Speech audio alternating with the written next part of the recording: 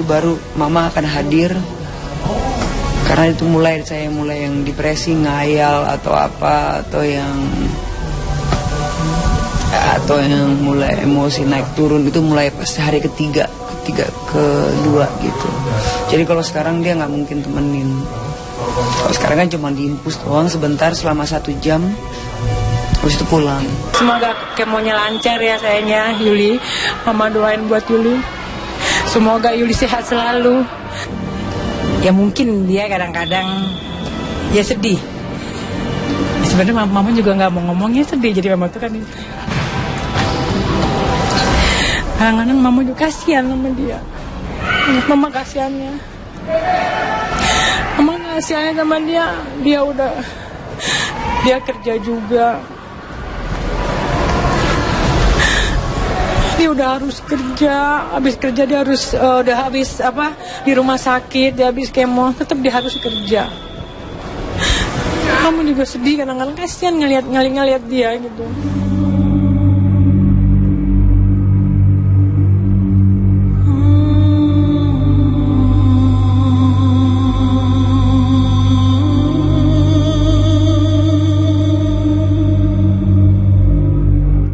Ketegaran Jupe menjalani proses kemoterapi seorang diri di sebuah rumah sakit di Jakarta itu pun menjulangkan teka-teki baru. Pasalnya ketika menderita kanker serviks di awal di tahun 2014 lalu, Jupe total menjalani pemeriksaan medis hingga kemoterapi di sebuah rumah sakit elit di negeri Singapura. Tapi kini ketika kembali diguncang sakit kanker serviks untuk yang kedua kalinya, maka keputusan Jupe yang memilih menjalani kemoterapi di rumah sakit di Jakarta, Indonesia pun menjulang tanya. Ada apa dengan Jupe? Dikabarkan telah menjual mobil, bahkan rumah untuk biaya berobat. Mungkinkah ekonomi Jupe jadi terpuruk sehingga memilih untuk berobat di Indonesia dan bukannya di Singapura? Entahlah. Yang jelas, melawan sakit kanker untuk yang kedua kalinya, kini Jupe diwajibkan untuk menjalani istirahat total selama 2 bulan. Sebuah rentang waktu yang konon membuat Jupe ketakutan. Kemarin kan yang diradiasi kan memang di perut. Jadi pas habis radiasi tuh,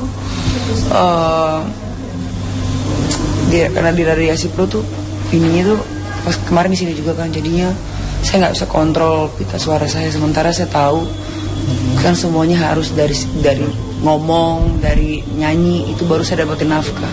Jadi makanya kemarin saya paksa di ulang tahun apa gitu, saya paksa ulang tahun TV, saya paksa untuk bernyanyi karena kalau saya nggak paksa nyanyi,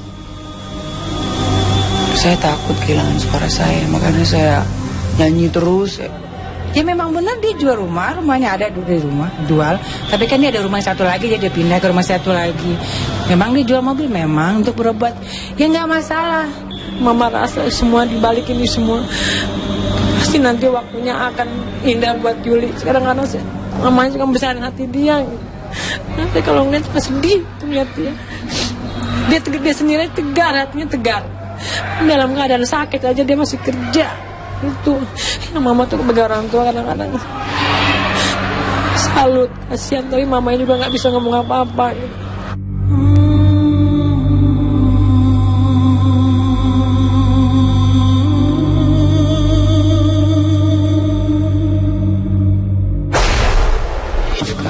Jadi makanya kemarin saya paksa di ulang tahun apa gitu, saya paksa ulang tahun TV, saya paksa untuk bernyanyi karena kalau saya nggak paksa nyanyi, saya takut kehilangan suara saya. Makanya saya nyanyi terus.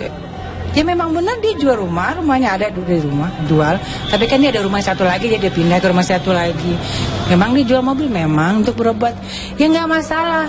Mama rasa semua dibalik ini semua pasti nanti waktunya akan indah buat Yuli. Sekarang karena mamanya juga besarin hati dia gitu. Nanti kalau ngeliat suka sedih tuh lihat dia. Dia sendiri tegar, hatinya tegar. Dalam keadaan sakit aja dia masih kerja. Itu yang mama tuh sebagai orang tua kadang-kadang salut, kasihan, tapi mamanya juga nggak bisa ngomong apa-apa gitu.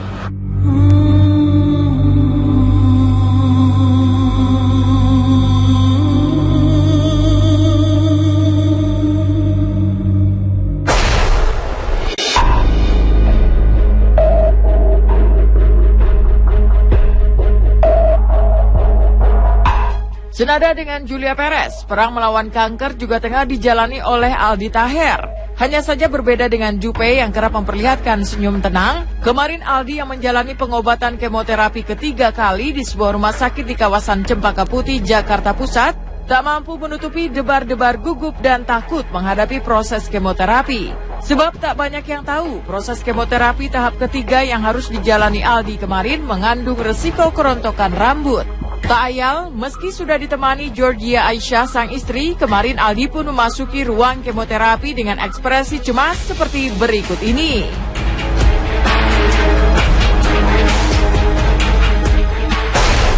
Jujur sih nervous ya, padahal udah kemo kedua, ini yang ketiga. Aku bilang ke istri, sekarang aku nervous sih, wajar ya nervous ya, karena kemonya nanti 11 jam. Dokter bilang sih, ya kalau masalah rontok tuh tergantung kondisi badan gitu, bisa kemo kedua, ketiga. Tapi kalaupun nanti rontok rambutnya dan nanti efek kemonya rontok, ya udah ikhlas, bismillah gitu. Dan doain demi saya di bismillah. Doain ya temen-temen ya. Semangat. Nervous nih jujur saya.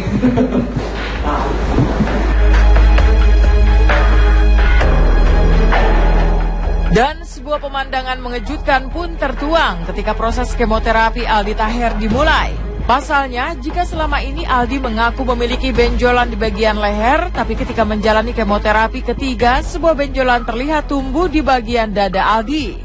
Apa yang sebenarnya terjadi dengan kanker yang mengguncang Aldi? Butuh waktu untuk menjawabnya. Yang pasti, seolah tak tahan melihat kegelisahan dan ketakutan Aldi menjalani kemoterapi, Georgia Aisyah terlihat sangat sabar, penuh kasih sayang menyemangati Aldi yang uniknya seakan tak mau berjauhan dari sang istri hingga menciptakan pemandangan romantis di tengah situasi prihatin seperti ini.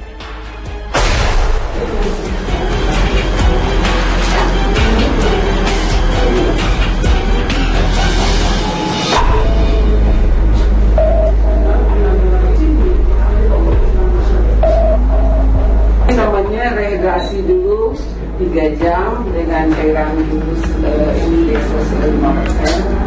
Dan rehydrasinya biasanya 1000 cc selama 3 jam.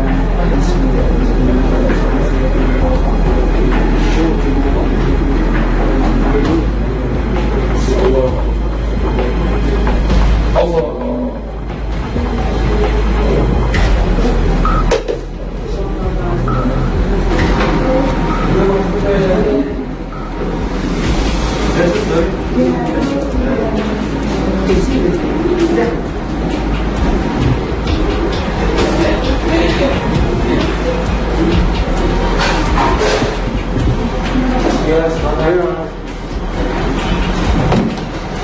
Kalau ditanya sedih, ya jujur sedih. Cuman kita nggak boleh larut dalam kesedihan.